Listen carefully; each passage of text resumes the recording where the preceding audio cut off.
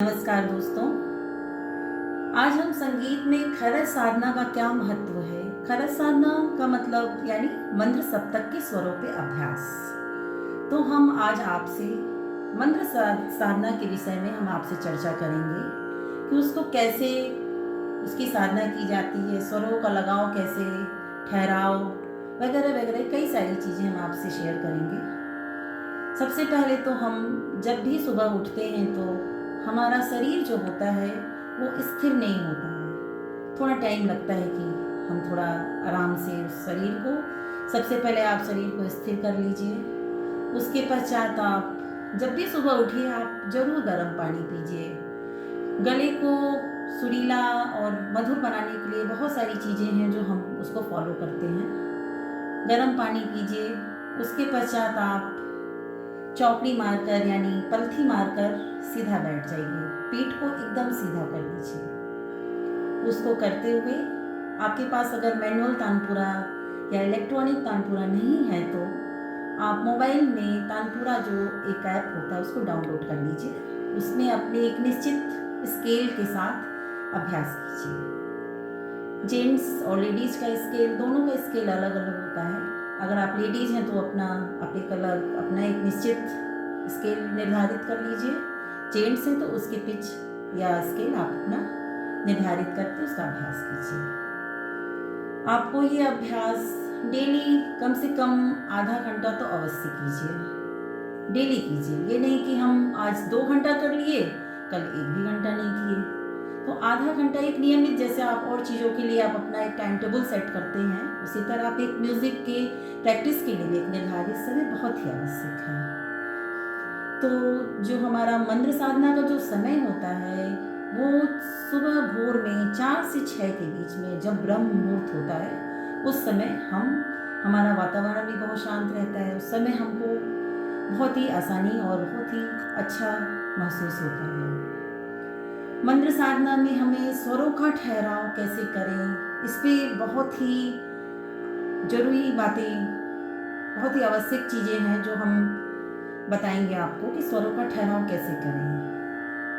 कई लोगों को सांस की भी परेशानी होती है कि एक स्वर गा रहे हैं तो थोड़ा कम वो हो रहा है, फिर हम दूसरे स्वर पे जाते हैं तो थोड़ा प्रॉब्लम हो रही है। तो जिनको सांस की प्रॉब्लम है वो प्राणायाम जरूर करें। प्राणायाम करने से आपका देखिएगा जो स्वरों पे ठहराव है वो जरूर ही आपका निश्चित रूप से सही होगा।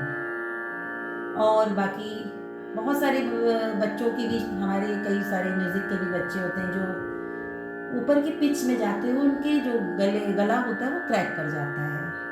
तो इसका सबसे आसान तरीका हमारा खरज साधना है। खरज साधना में हम नीचे के स्वरों पे, जितना हम नीचे के स्वरों पे जाएंगे हम ऊपर उतनी ही हाई पिच पे हमारे जो स्वर की हाई, जो हमारी पिच होती है वो ऊंची होती जाती है।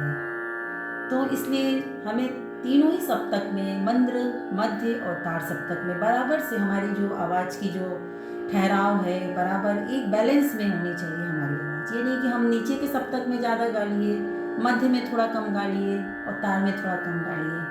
इसके लिए हमें मंत्र साधना ही हमारे लिए ज़्यादा उपयोगी होती है।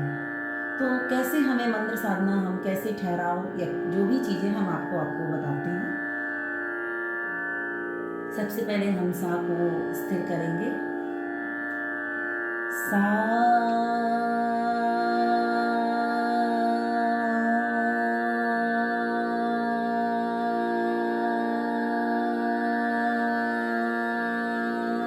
जितनी सांस हो उतने तक। फिर से सा,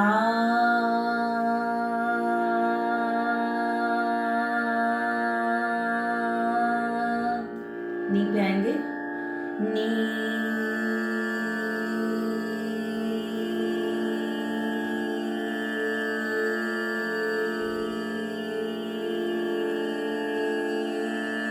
धा पे धा,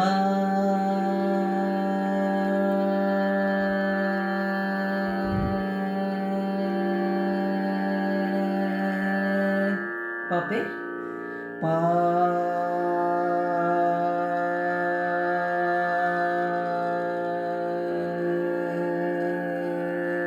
अभी हम प तक पे ही आपको बता रहे हैं। जैसे जैसे आप अभ्यास रोज करेंगे वैसे वैसे आपके और नीचे स्वर आते जाएंगे।